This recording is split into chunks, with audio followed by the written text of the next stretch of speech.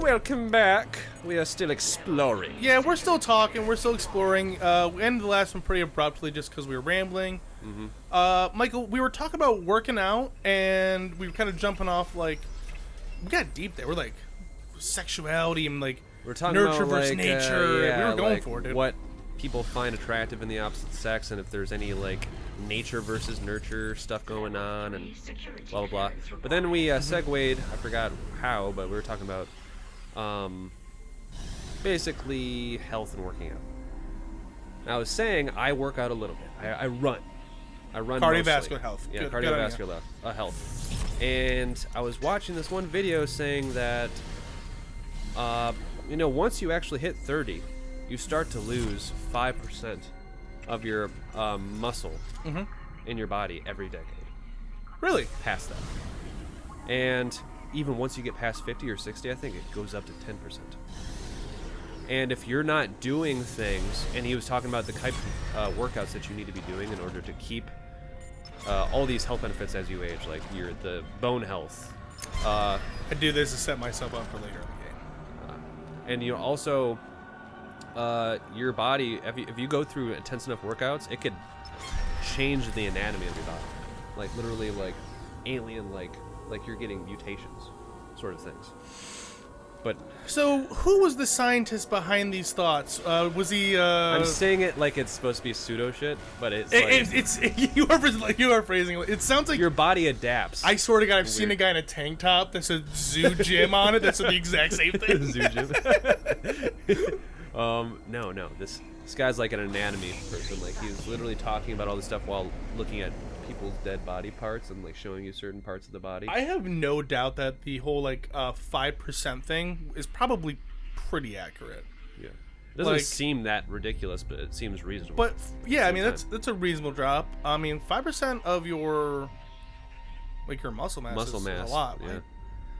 So you just lose that. You start losing that. But he's talking about these types of exercises that are like stimulate a growth hormone, like an XO growth hormone, that you have to do high intensity stuff, like where you're doing your max limit for 2 to 6 minutes, right? Which is pretty hard. Like I have the weights downstairs, and I do try and like I do a lot of like benching and stuff like that and squatting. But I'll tell you what. Well, you just mind freaked me right there. I think I've went backwards actually. Yeah, I think it's this way. Yep, this way. Nope, I'm gonna die. Chip. You did the right way. I think, no, it's this way. Oh, thank God. Oh, air tank. If I gotta get to it. Come on, load. Oh! Okay. That's close. And then this way, I think. Yeah, this is, I think. And like that, like to... Can you sprint? Yeah, I can do this. I mean, for me, like, to sit there and do, like just doing my max, that's, like, 3 or 4 reps right there. For someone to do, and that might be, like, a minute of work. Like, I couldn't imagine doing minutes of, like, my max weight. That's insane to me. Yeah, I mean, whatever you do where you're at the end of the workout and your little heart is, like, beating as hard as it can. I don't know about you, man, but, like, unless I'm doing, like... I guess just cardio. I know what you're well, like, it's calisthenics, right? Like, isn't that, like, the word for it? Like, well, that's when you're using your own body weight to do exercising. Yeah, like, calisthenics is when, like, is like, the type of workouts where I find myself, like, really, like... really fucking like, oh shit, because I'm a heavier dude, right? I got some weight on me, so like weightlifting, my heart rate is almost never up while I'm weightlifting. I mean, it is a little bit, but it's not like I'm not like huffing and puffing, and so like the only time I ever like see like high heart rate workouts is if I'm doing calisthenics, aerobics, you know, whatever. I guess I'm using a lot of terms that are probably generally like interchangeable, but like I don't really know. So I'm just talking. So I'm just saying the words that I kind of think are associated with it. But like, I remember me and Nicole like when we were living at in Bath. Yeah. When we first started the channel. Mm-hmm. We went to do these workout videos where basically like it's I'm trying to think. I can't think of the name. All I remember is that the guy who leads the videos is this ultra ripped black guy. Really, Tybo guy. Right? I don't think it's Tybo. Really high energy, and it's basically just a lot of like body movement, jumping around and shit like that. About, actually. He's an attractive man. It's a fit. He's. I mean, he's a very attractive man, very in shape, and the thing about it is that all the videos are only 15 minutes. Yeah. 10 minutes in, on the first time we did it, I looked at Nicole and I was like, "You're out of your fucking mind if you think I'm doing any more of this." I was like, and like, I'm like, 10 minutes in, I'm laying on the ground using my inhaler, and Nicole's like worried, like she's about to call a fucking ambulance, come just like this.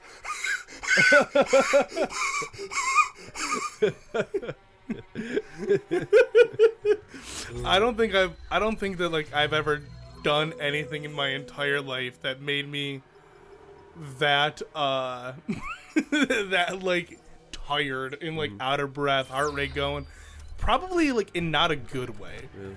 Yeah. Well, I wish I knew a lot more information about, because I did, but I've just this kind of escaped me right now. But yeah, making your body get to that place that you're describing, is super beneficial. Just because of like, I have no doubt that there's to ride that line. It fires all the stuff in your body that's weights around. Because I was firing, bro. Because it's just like, we've probably had to do that in our past, you know, like especially in the animal kingdom, you have to exert a lot of energy to get calories sometimes. You know what I would say to that, though? When people talk about that, and maybe this is something that somebody who is very educated on a topic, maybe like a doctor of biology and stuff like that, could tell me. What the mechanisms behind, like, just saying that, No. I mean, I get that part. Like, I totally understand where, like, what you're saying unequivocally is true, right? At some point in our time history, for the majority of us as a organism evolving from itself, we've lived like to this point, right? But like, my thing is like, has our bodies not changed or adapted to the environments that we now find ourselves in at all? Well, I'm sure they have, but whether or not it's like, how fast can we adapt? Really, we have no proof. Well, I'm not saying like adapt. Let's just think of like this, like the last 200 years. Okay. Like 1800s, you know, we have. I wouldn't say we've essentially been the same, right? Like, we've been moving, but like we're definitely not like caveman status, running around and doing shit like we used to be, right? Yeah. Like the times that we've been needing to be like that has definitely changed. And I always wonder, like, is it? Oh yeah, this guy's gonna fucking. No, it's not. Maybe I'm just thinking of it too much on a small scale, right? Like maybe I'm thinking of time being too.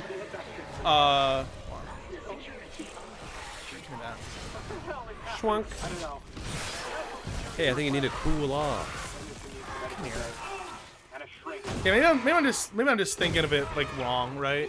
But like maybe I'm trying to give too much credit to the speed of in the body within the time period that I'm kind of thinking of. Yeah, maybe. I mean, it could be just looking at it as like so much like us right now versus us back then are so like contrasty that, and we seem to be doing just fine now. So why do you think that all this stuff is still important?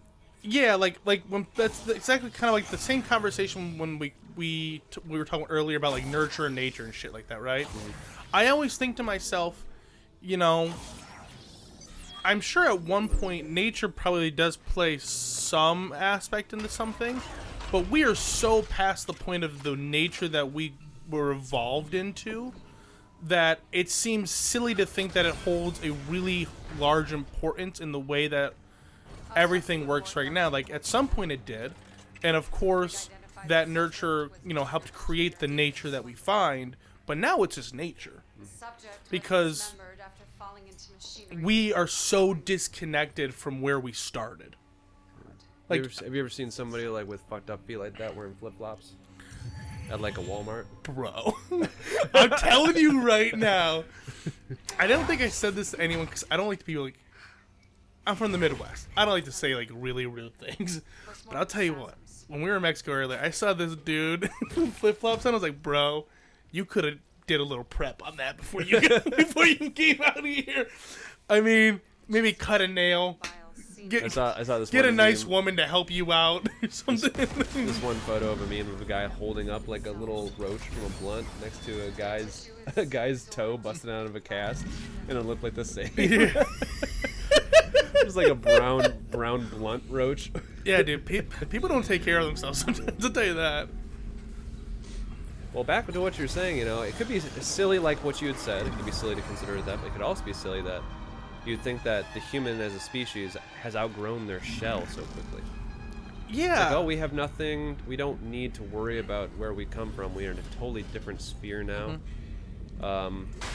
The past doesn't matter anymore. Like, I don't think it doesn't matter, but I think that think about it like this, for instance, right? Humans are one of the biggest traits that set us aside from every single animal in the entire kingdom is our brain. Pretty easy fact, right? That is why we were able to really distinguish ourselves as the most, dangerous predator. We are the apex on the planet. Our brains has allowed us to create, make changes, and evolve in so many ways. Mm-hmm. But humans are still very much so dependent on the environments that they find themselves in. That's why you can see that in general, people, in times of like economic crisis and in a country, there's uprisings. People are upset. People are uneasy. It affects their mental state. So a human, in my mind, is more bounded by their brains than anything. And so when you were talking about, nature, well, our nature in the way that a person reacts to things is almost completely mental. It's all up here. And if everything that we're reacting to is up here, then it's more than anything, it's a direct response to this guy got fucked up. To like what's going on around us in our nature, right? So like, that's why like when someone says nurture versus nature, I always say, well, I take more stock into nurture because people are immediately affected by their nurture right here, right now, how they act. Whether it be depression, the decisions that they make, decision making, mental mindset, and how their dopamine levels are affected, and how that could affect their entirety could be directly correlate to their day-to-day life. Yeah. So, and you know what's in people's brains, in each cell of people's brains is DNA. Yeah, but DNA has to do with hereditary and generations of evolution. Yeah, but that is not carrying information. But that is not telling you. Another. At some point, that's not being like, oh yeah, your ancestor from this long ago really needed this, so you need to do this, and this to do it, because all we know is what we're reacting to, and that is based off of our brain, the knowledge that we have currently. That's what's affecting us. Like your brain, though, absolutely, DNA, it's there, it's real, of course. But like your DNA and your brain, it can only use the information that we have available and the stuff that we have available, which is so different than what your brain had thousands of years ago. Mm-hmm. So again, that's why I always put nurture forward, because your brain is only able to react to this stuff regardless of the history that it's had. So well, it's kind of like you're kind of painting a picture similar to that one scenario where, oh, look at that guy. Wait. Don't see him. Yeah, I don't see him. Oh, where'd that guy go? Oh, he's gone. Oh, sweet. We're good. Oh, got one more. Oh! Dude, we got a bulimic necromorph. So skinny. It's like, oh my god, girl, what did you do? I puke. Oh, tight. You're kind of doing the thing where it's like, kaboom. Where it's like it's like that thought experiment where the people are tied up and they're in a cave and all they could see is silhouettes of things, like little puppet shows of silhouettes, and that's all they have ever known since they were kids or born. They're in this dark cave, and all I see is silhouettes of things. Has this actually happened? No, but this is a thought experiment. Okay. Where you have people that have, these people, I'm connecting it to your thing because Right, of course. technically they're people that before they were this organism existed outside of this situation. But now they're only working with their brain and in their environment right now. Right. Or their nurture, like what they're doing, experiencing. Yeah. But technically their body had evolved for hundreds of millions of years before this. Living in a different environment, in different situations. So technically they'd be not using or utilizing a lot of things at their disposal being in this environment now, since it's completely more alien to what they've been experiencing up to this point. Right. So they might not think that they're losing out on much, but that's because they're only experiencing what's around them. Right. So technically, and then the actual thought experiment goes, they get free and then they experience. Oh, here's a cool. And they immediately get thrown into depression. Here's a cool thought experiment that is kind of kind of does have to do with what we're talking about. But what if, let's say you took somebody and had them exist in a gray room. All they ate was like black and white food. Great. So basically, they lived in a simulation where they have never seen what They color lived is. in black, well, except for their skin color. No, somehow you're able to change their pigment to where they have gray skin. Okay. So they've never experienced what color is. Gotcha. But they're in a room where it has all the knowledge that they could ever obtain and actually consume about what color is. Mm-hmm. So they know everything there is to know about color without having experienced color itself. Mm-hmm. And then they exist up to the point where that they have all the information about color that we know. Right.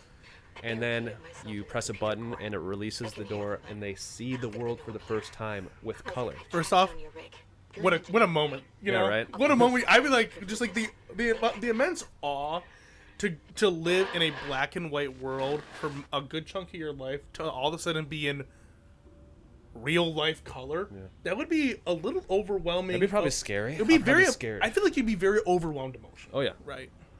And then the question is, at that point, like the thought question that is this whole situation was made for, is would you be able to ask that person telling you anything new they learned about color after them actually experiencing it? Security Right away, or like would they have time to like look at would they things know, and after experience learning things? everything about color, would they be able to tell you anything new about color after experiencing color in real life? Like, would they see something different because of the fact that they've never seen it beforehand? Like, what do you mean by would they be able to tell you something different? Yeah, would they be able to tell you something new that they learned after experiencing color for the first time? And I'll tell you why that's important. I'm sure they probably would. I guess I just don't know what they would learn. I guess they're like, oh yeah, the water is blue. Like I guess I'm not 100% sure like what they would learn, right? Like they would experience something, but water would still be water, right? Yeah. I'm gonna get the relevance of why that question is profound. Gotcha. In a second. I'm ready. And I'm gonna tell you why you're fucking wrong. I'm gonna tell you why you're a fucking idiot. Yeah, so Michael, it's Mary's room. The experiment describes Mary's now that we're room. done talking about how much of a fucking idiot you are. Now that we've established you're fucking R. Hey, where are we at in the heavy time R. of the episode, though? We're pretty far. We're at 18. We're at 19 minutes. All right. Well, let's end it here, and then in between episodes, you'll figure that out. Okay. And then we'll come back into the old color conversation because I'm enjoying this. Leave it in a cliffhanger. All right, See you guys. guys. See you in the next one.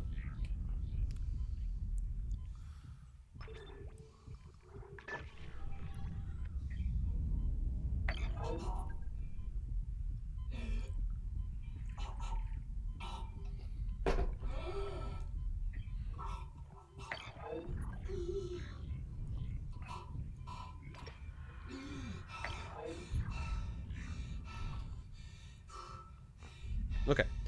What up, guys? I'm ready to freaking go with this thing, dude. You're cocked and loaded. Silence is even scarier, I think. I'd rather do this in the dark. Yeah. Personally. Well, if you're coming back from last episode, we left you on a little cliffhanger. We talked Me about, and Michael have been having some pretty good deep conversations. and to catch you up, if you're not coming from last episode, we're talking about a little thought experiment called the Mary's Room, or Mary's Room. It's like a knowledge argument. It's where Mary is a scientist who exists in a black and white world where she has extensive access to physical descriptions of color, but no actual perceptual experience of color. The central question of the thought experiment is whether Mary will gain new knowledge when she goes outside the black and white world and experiences seeing in color. I guess my question still stands is, what do they mean by new information? Like, So, the experiment is intended to argue against physicalism, the view that the universe, including all that is mental, is entirely physical. The debate that emerged following its publication. So, oh, dude, I'm gonna fucking die. yeah, I'm gonna die on this stupid son of a.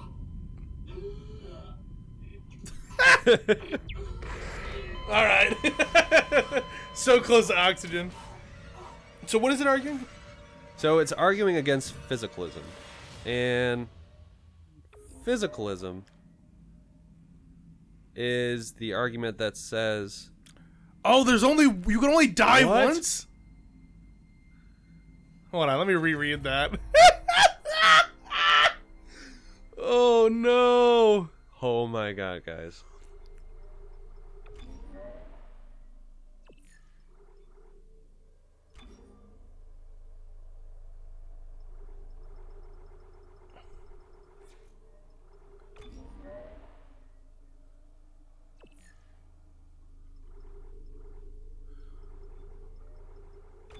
Any unsaved data do you wish to proceed? Hour and 49. That's basically what we've been playing. Why won't it let me, like... Is there like...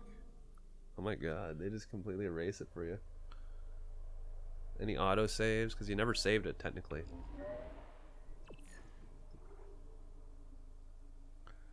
3-7, this is us. Is it? But it's on hard.